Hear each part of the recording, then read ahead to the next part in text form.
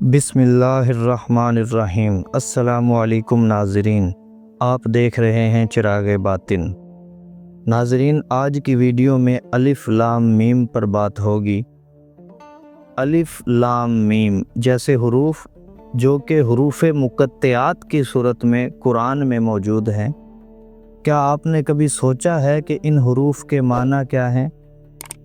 क्या इनके मानी सिर्फ़ अल्लाह और अल्लाह के रसूल सल्लल्लाहु अलैहि वसल्लम ही जानते हैं, या हम भी इन असरार व रमूज़ को कुछ समझ सकते हैं? हो सकता है कि इन हुरूफ के अंदर कायनात के बंद दरवाज़ों की चाबी छुपी हो। नाज़रीन, बज़ाहिर इन हुरूफ के ना तो कोई तराजिम हैं और ना ही तफासिर, मगर हकीकत में इनके अंदर बहुत से रूहानी असरार और रमूज़े इलाही पोशीदा हैं। मोहतरम सामीन, अगर अल्लाह रब्बुल इज़्ज़त ने ये हुरूफ कुरान मजीद में नाजिल फ़रमाए हैं तो यकीनन इनके पीछे कोई ना कोई मकसद, हकीकत और राज ज़रूर छुपा होगा।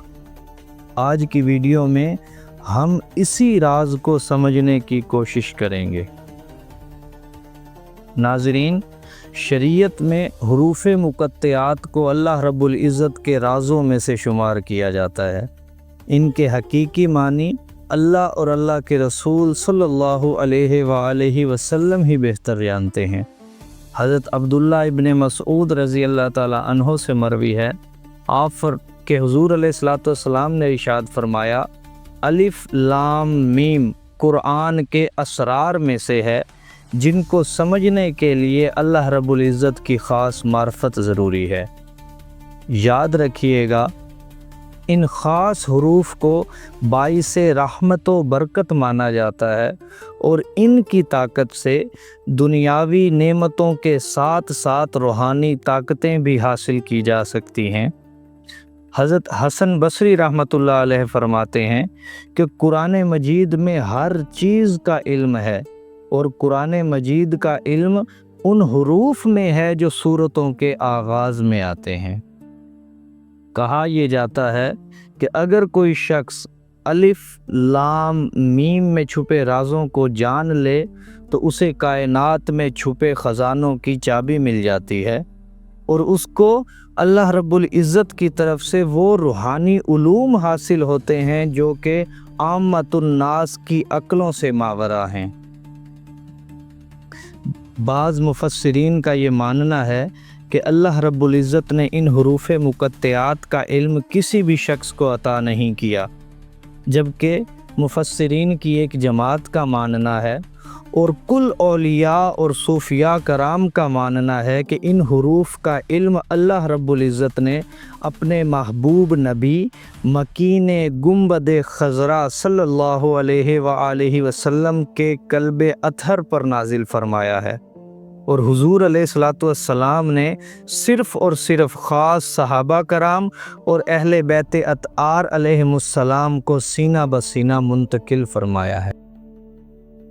मोहतरम नाज़रीन, पहला हर्फ अलिफ है जो कि अल्लाह जल्ला शानहू के लिए इस्तेमाल हुआ है, जो कि मालिके अर्ज़ो समा है, इस कायनात का पालनहार है, तमाम आलम और कुल कायनात उसी की तख्लीक करदा है।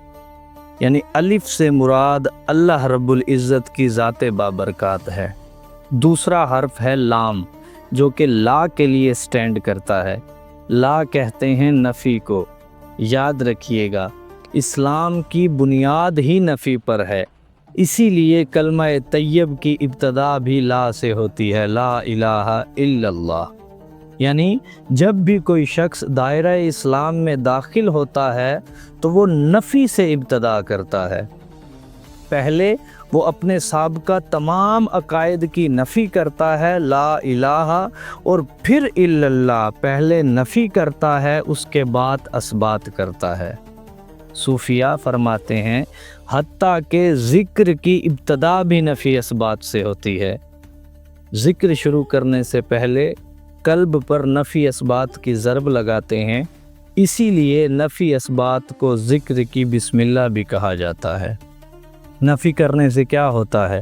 نفی کرنے سے ہمارے نفس کی مخالفت ہوتی ہے، انسان نفس اور شیطان کے شر سے محفوظ ہو جاتا ہے اور روح لطیف ہونے لگتی ہے، جس کے نتیجے میں روحانیت پیدا ہوتی ہے اور علم و عمل میں وسعت پیدا ہوتی ہے۔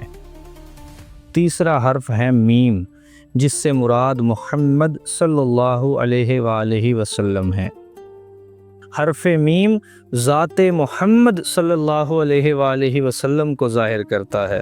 معزز سامعین، ایک بات ذہن نشین فرما لیں کہ رب کی معرفت و رضا حاصل کرنے کے لیے جو راستہ ہے وہ حضور علیہ الصلوۃ والسلام کی ذات بابرکات سے ہو کر جاتا ہے۔ حضرت سخی سلطان باہو رحمۃ اللہ علیہ فرماتے ہیں، الف اللہ چمبے دی بوٹی، الف سے اللہ، الف اللہ چمبے دی بوٹی، میم مرشد من وچ لائی ہو، نفی اسبات، لام نفی اسبات دا پانی ملیا، ہر رگے ہر جائی ہو۔ اب نفی اسبات سے مراد کیا ہے؟ نفی سے مراد تمام معبودان باطل کا انکار کرنا، اور اسبات سے مراد ایک معبود حقیقی و برحق کا اقرار کرنا ہے۔ ڈاکٹر علامہ محمد اقبال رحمۃ اللہ علیہ فرماتے ہیں کہ نفی ہستی ایک کرشمہ ہے دل آگاہ کا، لا کے دریا میں نہاں موتی ہے الا اللہ کا۔ یعنی جب تک انسان خود کی نفی نہیں کرتا تب تک اسے رب کی معرفت حاصل ہی نہیں ہو سکتی۔ ناظرین، الف لام میم یہ قرآن کا آغاز ہی نہیں بلکہ ازل سے ابد تک ایک عظیم راز ہے۔ اگر ہم کلمہ طیبہ کا بغور مشاہدہ کریں اور لفظ الہ اور اللہ پر غور کریں تو ان دونوں الفاظ کا جو حرف آغاز ہے وہ الف ہے، جبکہ نفی یعنی لا اور الا پر غور کریں تو لام کے ساتھ بھی الف ملا ہوا ہے۔ گویا پوری کائنات میں لا الہ سے لے کر الا اللہ تک فقط الف ہی الف جلوہ نما ہے، جس کا مطلب ہے کہ پوری کائنات جس نور سے چمک رہی ہے وہ الف کا نور ہے۔ اللہ نور السماوات والارض۔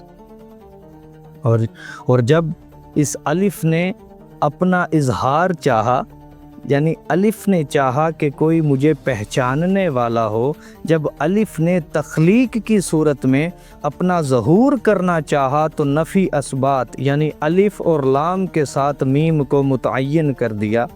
یوں لا الہ الا اللہ کی صورت میں محمد الرسول اللہ کے ظہور کی صورت مکمل ہوئی صلی اللہ علیہ وآلہ وسلم، اور جب یہ صورت مکمل ہو گئی تو بن گیا الف لام میم۔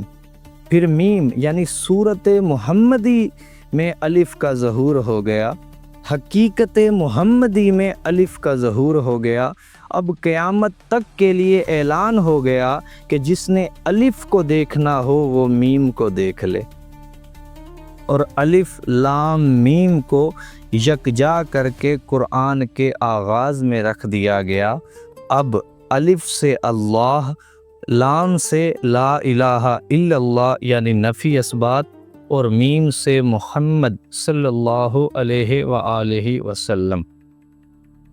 ناظرین، اگر آپ کو ہماری ویڈیو پسند آئے تو اسے لائک کیجئے گا، شیئر کیجئے گا اور چینل کو سبسکرائب کیجئے گا تاکہ آپ کا اور ہمارا رابطہ بنا رہے۔